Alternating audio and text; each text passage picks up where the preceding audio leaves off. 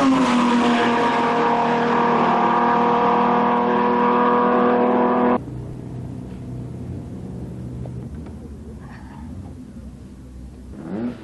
Coombs has been a vintage racer for 8 to 10 years now, and one of his passions is Austin Healeys. Phil, would you tell us about these cars?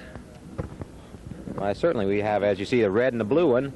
The red car is a Rally Replica. The last rally car the factory built was 1967, and this is a replica of that car with its side exhausts, and we've advanced some of the work the factory did to a point where it's fairly competitive nowadays. The blue car is one of the team cars that the factory built to race at Sebring in 1963. It was built by the Donald Healey Motor Works at Warwick, unlike the red rally cars, which were built by Abington. So there were actually 5 of these cars produced to run in 63, 64, and 65. And it's a very, very lightweight, all aluminum-bodied car.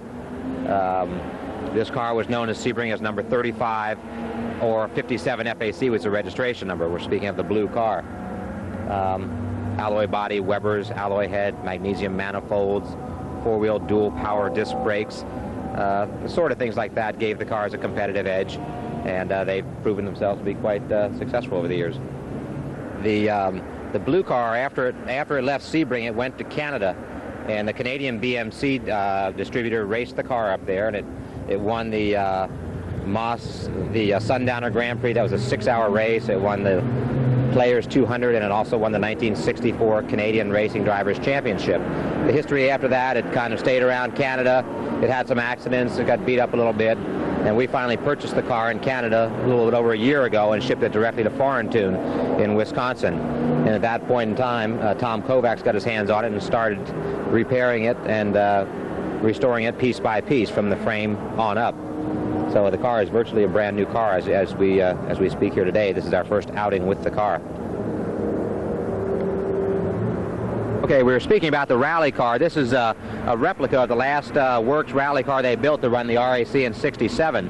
With the, notice the inset exhaust and the doors and the vents to exit the exhaust, gases from the motor compartment, mini light wheels. These cars were actually, the factory had a program where you could, or they would, build you a replica of their rally cars, and they have a price list for all the bits that you could get at the time, and that's essentially what we did in duplicating their cars. It's an all aluminum body, Weber carbureted car, producing somewhere in the range of maybe 225 horsepower. It's got the Tulip overdrive transmission, which is close ratio, essentially 6 speeds, third overdrive, fourth overdrive, and you use them going up and down. The shift lever incorporates the overdrive switch right on the lever itself, so it's very quick action. 4-wheel dual power disc brakes once again. The cars, when they were running in their day, ran events like the Targa Florio, competing with the Ferrari GTO and giving those guys a good run. The rally cars would typically run Monte Carlos, the Rome-Lees Rome, the Alpine Rally, things of that nature, and they were extremely competitive in their day. In fact, they were probably the most winning car at the time. Unlike the Sebring car, that one's a very heavy car. It's got skid pans and such to withstand the vigors of dirt roads and boulders, whereas the Sebring car is more nimble and lightweight, just designed to run around racetracks for endurance races 12 hours at a crack. So this is one of the lightest cars the factory ever built.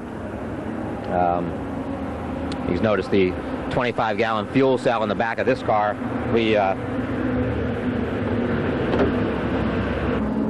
As Phil Coombs mentioned, the car 57 FAC was restored by Tom Kovacs, who's the owner and operator of Fourintune in Cedarburg, Wisconsin. Tom, why don't you tell us about the restoration? Okay, well, restoring some of these cars is quite difficult in that, generally speaking, all you have is pictures to work off of. That was the biggest problem with doing the Rally Replica. There was only one PWB 57, the late car, and so we had pictures to work off of. Sometimes you don't even realize what's going on or what they thought of until after you've done it. The louvers on the side by the exhaust we felt were pointed the wrong way, but the picture clearly showed them pointing forward. It was only after we ran the car we realized that they were trying to get air onto the exhaust pipe so it wouldn't melt the paint off of the fender. and it works quite well. As you can see, it's had a hard racing season, and the paint isn't even blemished, so the pipes go right underneath those louvers. Luckily, when we're doing 57, we had 56 FAC to copy. 56 is almost virgin as far as a race car ever would go. It still had all its original wiring and so forth in it. This car had seen much more use than 57 had, or much harder use. So we tried to use 56 as an example of what this car should actually look like. And we've done a fairly good job. It's got a small light underneath the scuttle scoop, which they would run at night to designate which of the team cars was coming by. 56 FACs is red, this one was blue, and 54 FACs was green. So we've been able to do all of that sort of thing. The wheels are quite exceptional in that they're the original alloy laced Dunlop wheels that the car was originally raced on, and their 60-spoke wheels are quite light, and quite an incredible thing for Dunlop to have engineered back then. What you finally get down to, though, is that the car was modified by a bunch of people that really knew racing well. Everything on the car has a purpose, everything has a place, and it all works together real well. That's really hard in a restoration aspect because everything has to be working utmost 100% of its ability because everything was overstressed on the car. It makes it quite an interesting package, though, and it's always fun to see what somebody thought of before you got there.